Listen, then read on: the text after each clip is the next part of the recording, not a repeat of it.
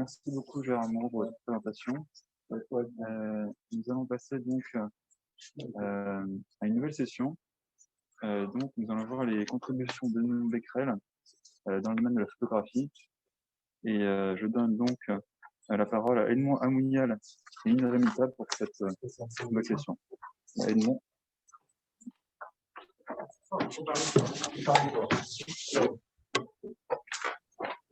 Merci Alexandre. Bonjour à toutes et à tous.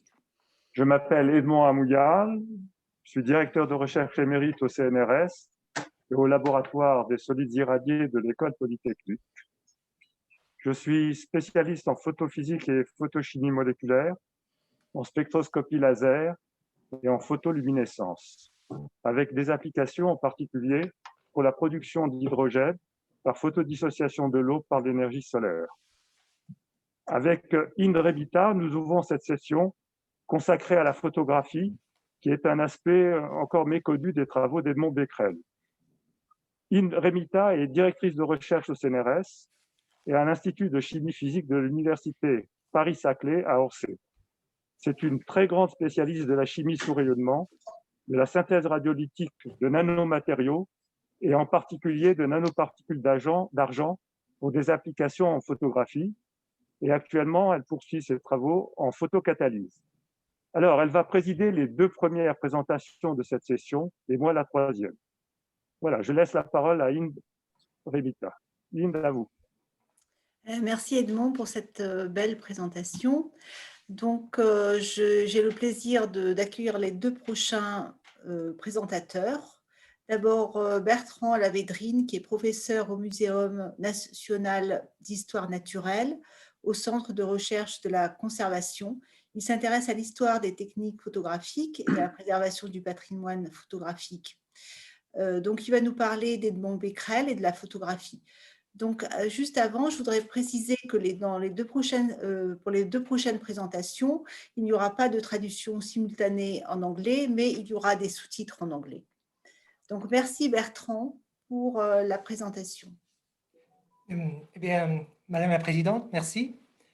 Nous allons passer à ma présentation. C'est un honneur d'intervenir après Gérard Moreau. Donc, on repasse dans le passé avec les rapports de Becquerel et la photographie.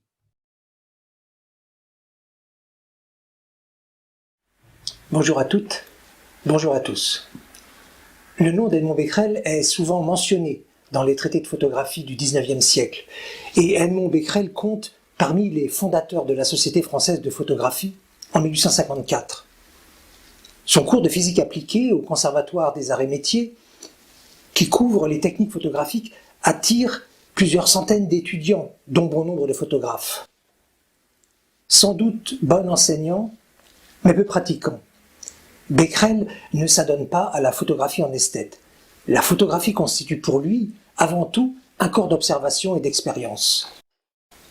Il ne nous reste aucune photographie faite par Becquerel qui ne soit un essai de laboratoire, et de surcroît, il se prête sans enthousiasme à la pose. Le plus ancien portrait que l'on connaisse de lui a été réalisé par Jules Dubosc. Dubosc est un photographe et un ingénieur opticien réputé, installé rue de l'Odéon à Paris. L'habileté de Dubosc pour la construction d'appareillages optiques et mécaniques l'amène à concevoir des instruments scientifiques, des microscopes, des spectroscopes, des héliostats, des projecteurs, etc., afin de satisfaire aux besoins des savants de l'époque. Il réalise un héliostat pour Léon Foucault, ainsi que le fameux phosphoroscope d'Edmond Becquerel. Il conçoit également un appareil stéroscopique pour David Brewster en 1850. Et c'est avec un tel appareil photographique qu'il va portraiturer plusieurs de ses clients, une heureuse circonstance qui nous laisse aujourd'hui sans doute le premier portrait au daguerréotype d'Edmond Becquerel, mais aussi celui de Léon Foucault, ainsi que d'autres images sans doute plus commerciales. Quelques années plus tard, vers la fin des années 1850, Becquerel pose dans l'atelier photographique de Félix Nadar, rue Saint-Lazare, son vieux camarade de classe du lycée Condorcet à Paris. Nadar va devenir le photographe attitré de la famille. La force de ses portraits réside dans ce génie à traduire à travers les poses la psychologie de ses sujets. De ces portraits d'Edmond, émane une certaine douceur, beaucoup de réserve, voire de distance. Il n'a pas le tempérament d'un Delacroix. Il ne cherche pas à séduire, comme une Sarah Bernard, ni à vous scruter, comme un Édouard Manet. Aucun photographe, que ce soit Pierre Petit pour sa Galerie des hommes du jour, ou Liébert, ne parviendra à le rendre plus expressif. Dans ses derniers portraits par les ateliers Nadar, à la fin des années 1880, son regard se perd dans la périphérie de l'image et suggère une grande lassitude. Sa santé déclinait alors.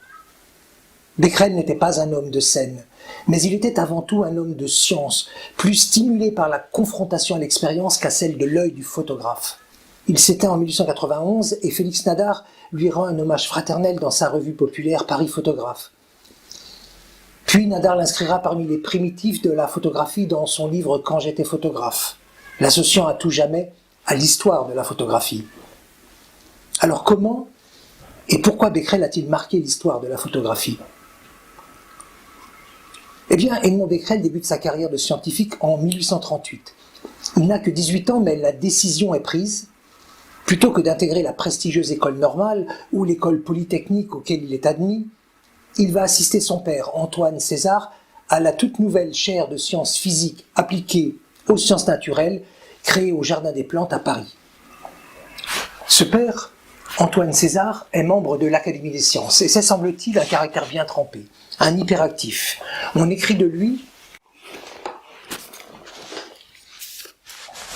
qu'il va toujours dansant, sautillant, sautelant, sautillotant, titubant, frétillant, frétillonnant, frétillotillant, trottinant, tortillant, tortillonnant, gambillant, heurtant, cognant, butant, culbutant, enfin dans un état d'agitation fébrile qui ne peut être que le résultat de ses études électriques.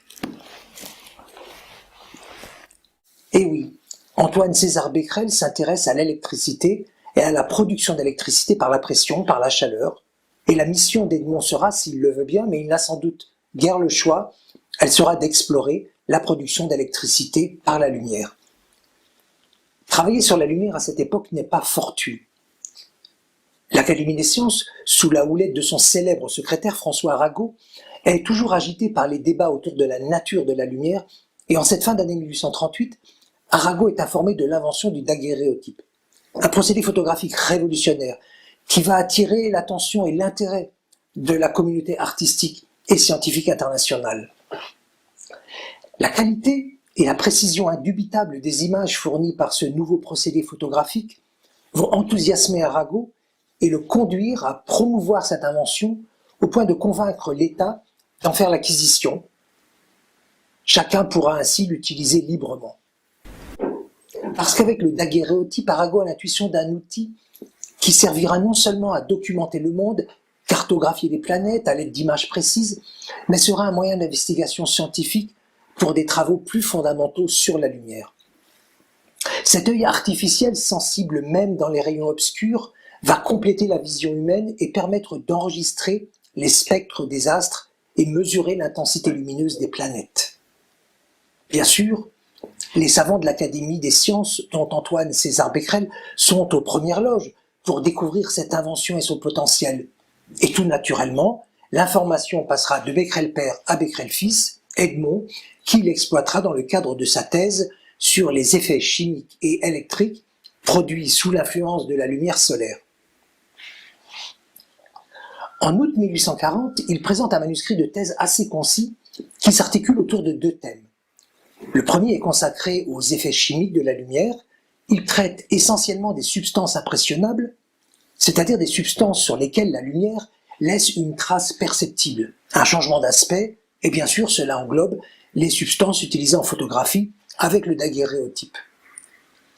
Ce qui est intéressant dans le cours de ce manuscrit de thèse, c'est qu'après avoir évoqué les travaux de Niepce, Daguerre et Talbot, Edmond Becquerel s'attarde sur un nouveau procédé photographique à base de sel de chrome, d'iode et d'amidon. Cette digression sur plusieurs pages peut surprendre dans le cours de ce travail académique de seulement 49 pages. Il présente ainsi une nouvelle technique photographique qu'il a mise au point et qui ne connut jamais d'application. Et c'est ce que l'on appellerait aujourd'hui une technique de photocopie. Pour comprendre l'importance qu'il y trouve, il convient de préciser qu'en 1840, lorsqu'on utilisait un procédé de photographie sur papier comme celui de Fox-Talbot, on obtenait généralement une image inversée. En effet, la lumière noircissant la feuille, les traits qui étaient sur le document original en noir sur fond blanc devenaient blancs sur fond noir dans la copie photographique, ce qu'on appelle un négatif. Ce négatif était alors considéré comme un handicap par les pionniers de la photographie, et l'on saisit mieux l'enthousiasme d'Edmond pour son procédé qui reproduit, comme il l'écrit, les ombres par les ombres et les clairs par les clairs, et de surcroît qui est peu dispendieux, pour reprendre ces termes. Cette profusion de détails l'écarte un peu des objectifs de sa thèse. Elle lui permet néanmoins de s'inscrire dans la lignée des pionniers de la photographie comme Talbot, Niepce et Daguerre. La deuxième partie de la thèse s'attache à la mesure des effets électriques de la lumière solaire. Les composés photosensibles qu'il a retenus pour réaliser ses expériences sont le bromure, le chlorure et l'iodure d'argent. Il va mesurer l'électricité produite par ces composés lorsqu'ils sont exposés à la lumière solaire filtrée par divers écrans colorés. Si les rayons jaunes et rouges ne produisent pas de courant, le bleu, le violet, l'indigo et au-delà génèrent une intensité qui va en s'accroissant. Cela corrobore et quantifie les observations des premiers photographes. En effet, l'opticien L'Herbourg avait noté que 3 des couleurs les plus brillantes de la palette, le jaune de chrome, le vert véronèse, le vermillon, n'ont pas d'action sur la plaque sensible et qu'elles se traduisent en noir sur le daguerréotype, alors que les objets bleu clair ou blanc s'y enregistrent nettement et de façon équivalente. D'ailleurs, les laboratoires des photographes à l'époque sont éclairés avec des lumières rouges, tandis que les fenêtres et verrières des studios de prise de vue sont équipés de vitrages bleus. Edmond Becquerel conclut sa thèse en avançant une idée qu'il détaillera par la suite. Les rayons chimiques, ultraviolets, sont de même nature que les rayons lumineux. Ainsi, Edmond Becquerel n'a que 20 ans et il a déjà à son actif des contributions pertinentes sur les interactions lumière-matière. Cette précocité peut surprendre aujourd'hui, mais elle n'avait rien d'exceptionnel à l'époque quand on sait que lors de la campagne d'Égypte, Bonaparte était accompagné de plus de 150 savants dont la moyenne d'âge était inférieure à 30 ans. D'ailleurs, dans l'entourage d'Arago, travaillent 2 autres brillants scientifiques, Hippolyte Fizeau et Léon Foucault, qui marqueront leur époque. À l'annonce de la découverte du daguerréotype, comme Becquerel, Fizeau et Foucault n'ont que 19 ans. Ils vont adopter l'invention du daguerréotype, y apporter des perfectionnements majeurs et l'appliquer à la recherche. Léon Foucault enregistrera des spectres de la lumière solaire, il introduit la microphotographie et réalise avec Alfred Donné des vues daguerriennes au microscope destinées à la documentation médicale. Après sa thèse, Edmond Becquerel poursuit ses expériences. Il constate un phénomène curieux. Alors qu'il avait démontré dans sa thèse que la lumière rouge n'avait aucune action sur l'iodure d'argent, car il n'y avait aucune production d'électricité, il remarque que s'il expose préalablement ce composé à la lumière bleue, il y a ensuite l'apparition d'un courant lorsqu'on l'expose à la lumière rouge. Il y a donc maintenant une action chimique inattendue sous l'action de rayonnement qui initialement n'en produisait pas. Il va appeler les rayons bleu-violet des rayons excitateurs et les rayons rouges des rayons continuateurs. Ce phénomène, qui sera dénommé effet Becquerel, va trouver une application éphémère en photographie. En effet, à l'époque, pour développer les plaques, pour faire apparaître l'image, il fallait les soumettre à des vapeurs de mercure, produits déjà reconnus comme très dangereux. Plutôt que d'utiliser du mercure, on pourrait exposer la plaque à des rayonnements rouges. En effet, lors de la prise de vue, lorsque le photographe expose sa plaque dans l'appareil, les rayons UV ou bleus vont induire la formation de nanoparticules d'argent sur la couche d'iodure d'argent. Elles sont imperceptibles à l'œil. C'est ce que l'on appelle l'image latente. En revanche, les zones de la plaque ainsi exposées lors de la prise de vue sont maintenant devenues sensibles à des rayonnements rouges. Si on les soumet à ces rayons rouges pendant une dizaine de minutes, la formation de l'image va continuer et favoriser la croissance des nanoparticules jusqu'à les rendre visibles. Plusieurs daguerréotypistes comme Gaudin, L'Herbourg, Bisson témoignent du succès d'une telle méthode en présentant des daguerréotypes développés avec ces rayons continuateurs à l'Académie des sciences. Ce daguerréotype, appartenant au musée Nicéphore Niepce à Chalon-sur-Saône, est un des rares exemples documentés qui nous soit parvenu. Il porte la mention « image daguerrienne sans mercure par l'action continuatrice des rayons rouges observés par M. Edmond Becquerel, 1840 ». Il est souvent attribué à Edmond Becquerel, mais cette paternité me paraît peu probable. Becquerel ne mentionne jamais avoir testé les rayons continuateurs sur une plaque daguerrienne, mais il précise avoir encouragé les photographes à le faire. Peut-être s'agit-il d'un témoignage de reconnaissance d'Antoine Gaudin ou de l'Herbourg. Ce dernier résidait place du Pont-Neuf, à l'endroit de la prise de vue. Mais cette innovation arrive trop tard, car cette même année, Claudet et Fizeau introduisent l'usage du chlore et du brome pour sensibiliser la plaque daguerrienne. Ils augmentent ainsi d'un facteur 100 la sensibilité du daguerréotype. Cette innovation est rapidement adoptée car elle permet de faire des poses de quelques secondes et donc de réaliser aisément des portraits. Malheureusement, l'usage de rayons continuateurs introduit par Becquerel n'est pas compatible avec ce nouveau mode de sensibilisation. Il produit un voile sur la plaque. On continuera donc à utiliser le mercure. Si le daguerréotype bénéficie de nombreux perfectionnements, il y a toujours un point sur lequel on achoppe. C'est celui de la couleur. La plaque est aveugle à une grande partie du spectre lumineux.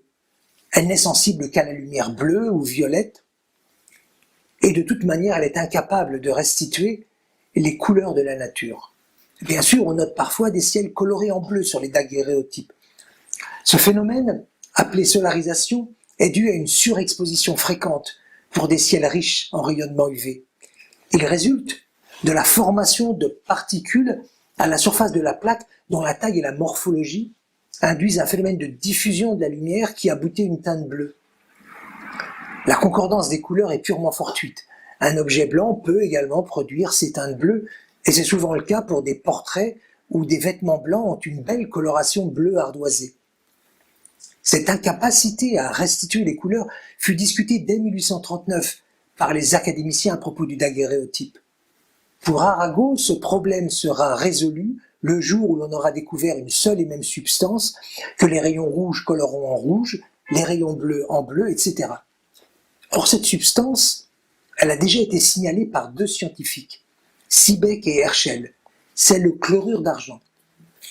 Le chlorure d'argent a une propension à conserver les couleurs auxquelles il est exposé, comme la lumière rouge qui lui imprime une belle teinte rose brique.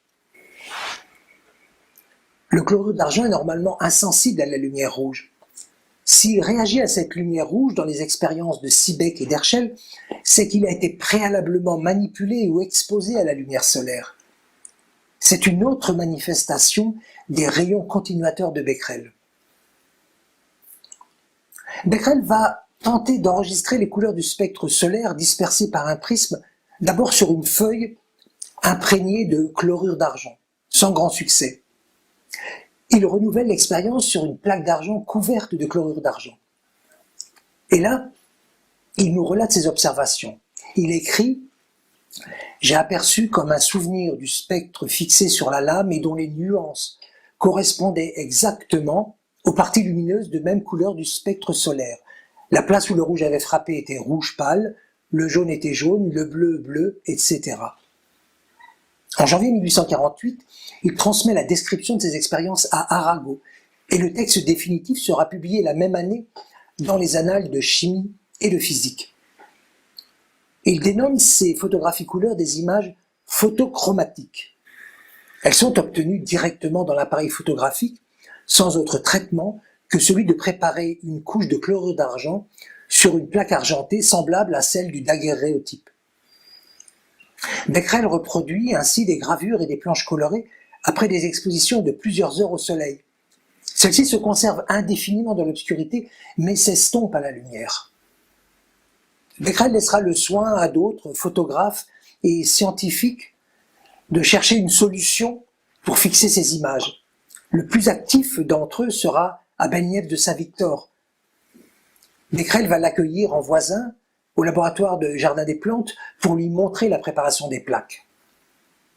Malgré 20 années d'efforts ponctués de plusieurs communications à l'Académie des sciences, rien n'y fera. les couleurs disparaissent et l'image exposée à une lumière diffuse s'efface lentement. Les tentatives de Niepce de Saint-Victor sont des échecs. Bien d'autres, comme Alphonse Poitvin, Edmond de Saint-Florent, René Colson s'y attelèrent sans plus de succès. Jusqu'à la fin du XIXe siècle, des articles émailleront les journaux scientifiques et photographiques, illustrant les modestes avancées d'un procédé sans avenir photographique. Edmond Becquerel admettra plus tard que les reproductions des images du spectre et celles de la chambre noire, avec leur couleur naturelle, n'ont encore qu'un intérêt purement scientifique et l'on ne peut songer à leur application. Par chance, plusieurs images photochromatiques par Becquerel nous sont parvenues et sont conservées dans les collections du Conservatoire national des arts et métiers, du musée Nicéphore-Niepce et du Muséum national d'histoire naturelle, heureusement préservées de la lumière. La nature des couleurs et leur formation sont restées un mystère jusqu'à nos jours. Deux hypothèses se sont opposées, celle d'une origine pigmentaire contre celle d'une origine interférentielle des couleurs. Les travaux de thèse soutenus par Victor de Sauve en 2018 ont permis de caractériser la couche image et de réfuter l'origine interférentielle des couleurs en montrant que les distributions de taille ou de localisation de nanoparticules d'argent varient selon la couleur et sont responsables de l'absorption dans le visible par résonance de placements de surface localisés. Cette découverte de l'image photochromatique apportera la notoriété à Edmond Becquerel auprès des photographes et du grand public. Après 1850, il restera proche du milieu de la photographie, mais ses recherches s'en éloignent. Il occupe la maison, mise à la disposition de la famille depuis 1848, dans l'enceinte du Jardin des Plantes au 57 rue Cuvier. Celle-ci sera détruite en 1896. Le bâtiment qui abritait le laboratoire existe encore. En 1938, à l'occasion du centenaire de la création de ce laboratoire, le journal L'Illustration consacre un article à la dynastie des Becquerel. Une photographie de l'ancien laboratoire de Cuvier, dans lequel les 4 Becquerel ont poursuivi leurs travaux depuis 1848, est présentée. Il est difficile de croire, vu l'état de négligence et de poussière qui y règne, que ce soit réellement le laboratoire occupé à l'époque par Jean Becquerel, le 4e scientifique de la dynastie, et que la diffusion d'une telle vétusté ait été approuvée au plus haut niveau du muséum. Ou alors faudrait-il y voir un moyen de sensibiliser l'opinion publique sur le manque de moyens alloués à la vénérable institution. Au demeurant, en 1939, lors de la cérémonie officielle du centenaire de la création de la chaire de physique, en présence du président de la République, de ministres et d'académiciens, le directeur du muséum, M. Germain, ne rate pas l'occasion en proclamant: toutes les recherches des Becquerel ont été réalisées dans cette célèbre maison. Comme nous serions heureux de lui restituer son éclat d'antan, d'en faire le musée de nos souvenirs, hélas, le temps l'a meurtrie cruellement, et le laboratoire qu'elle abrite inspire grande pitié. Preuve évidente, il est vrai que les plus belles réalisations peuvent être faites avec de faibles moyens. Mais la science moderne a d'autres exigences et s'accommode mal d'installations aussi précaires. Ces demandes resteront vaines. Les événements qui allaient enflammer l'Europe cette même année contribueront à effacer peu à peu le souvenir d'Edmond Becquerel et de ses contributions scientifiques. De toutes ces découvertes, aucune n'aura un impact décisif sur la pratique de la photographie. L'effet Becquerel nourrira la réflexion sur la théorie de l'image latente en photographie au XXe siècle, mais il n'y aura que peu d'applications photographiques au XIXe. Quant à l'image photochromatique, même en résolvant la question de sa fixation, de sa stabilité, elle n'aurait pu satisfaire un public avide de photographies instantanées. La rapidité lors de la prise de vue et la possibilité de produire de multiples exemplaires l'emportent sur le fait d'obtenir laborieusement une image couleur. Même le procédé spectaculaire de photographie couleur interférentielle, introduit en 1891 par Gabriel Lippmann, en fera les frais. Voilà le paradoxe. Edmond Becquerel est resté dans les mémoires pour ses apports à la photographie, alors qu'ils n'eurent que peu d'incidence à l'époque. En revanche, il est resté largement ignoré pour des contributions essentielles de nos jours, comme la production d'électricité grâce à la lumière solaire. Certains avanceront que cette découverte, faite à 19 ans, est le fruit des travaux de son père. Mais peut-on distinguer aisément aujourd'hui le rôle de chacun ? Il y eut dans ce laboratoire de physique du Jardin des Plantes, lieu de savoir et de savoir-faire, un continuum de l'expérience porté par une lignée. 2, voire 3 générations de Becquerel s'y sont côtoyées. Cela a pu prêter à certaines objections, mais on ne peut nier le rôle essentiel joué par cette proximité dans la transmission des savoirs tacites et dans l'enchaînement des apports de connaissances nouvelles. Les découvertes des uns ne sont que l'aboutissement d'un transfert rapide et direct de ces savoirs et des objets d'expérience des autres. Ainsi, pendant près d'un siècle, la dynastie des Becquerel a généré, grâce à un travail d'expérimentation remarquable, des connaissances nouvelles dont on ne mesurera l'importance que bien plus tard. Que ce soit la production d'électricité par la lumière solaire, ou voire même l'étude de la température de l'air près ou loin des bois, réalisée par Edmond et son père, ces contributions apportent aujourd'hui des alternatives efficaces afin de lutter contre le réchauffement climatique et d'œuvrer pour le développement durable. Elles trouvent ainsi toute leur légitimité au Muséum national d'histoire naturelle. Merci de votre attention. Merci bien pour ce très bel exposé. Donc, il y a une question, mais je pense que vous avez apporté une grande partie des réponses. Quelle découverte photographique peut-on mettre au crédit d'Edmond Becquerel? Alors, Becquerel a découvert l'effet photovoltaïque. En revanche, je dirais que dans le domaine de la photographie, les phénomènes qui sont à l'origine de ces deux plus grandes innovations, c'est-à-dire les rayons continuateurs et l'image photographique, ces phénomènes, ils avaient déjà été découverts et décrits auparavant par Seebeck, par Herschel, voire même par Talbot pour les rayons continuateurs. Talbot décrit ce phénomène. Mais ce sont juste des observations. Et la force de Becquerel, ce n'est pas de les avoir découverts, mais c'est d'avoir repris ces observations dans le cadre d'une expérimentation robuste en développant des outils tout à fait remarquables. En particulier, on a vu l'actinomètre, le phosphoroscope, et ces outils ont permis de quantifier et de comprendre ces phénomènes et de les exploiter au mieux. Et c'est ce qui a permis en fait d'aboutir à l'image photochromatique et à promouvoir l'effet Becquerel. Et je pense que c'est bien de cela dont nous lui sommes redevables. C'est ce travail d'expérimentateur qui a été souligné tout à l'heure par Christine Blondel. Moi, je voulais savoir, est-ce que c'était lui qui faisait préparer ces émulsions d'AGBR ou AGCL? Oui. Alors, au départ, je ne suis pas sûr qu'il ait travaillé sur des émulsions à proprement parler. Je pense qu'il a travaillé sur des plaques argentées et c'est préparé en les trempant dans des solutions ou par des méthodes électrolytiques. En tous les cas, c'est les témoignages de laboratoire qu'on peut avoir, que ce soit ces notes ou les textes, montrent qu'il avait, comme on dit, vraiment les mains dans le cambouis, qu'il traitait sur la paillasse, et c'est sans doute ce qui faisait sa force et ce qui a fait sa force plus tard en tant qu'enseignant, parce qu'il parlait vraiment des aspects pratiques et expérimentaux qu'il maîtrisait très bien. Merci pour ces réponses très claires.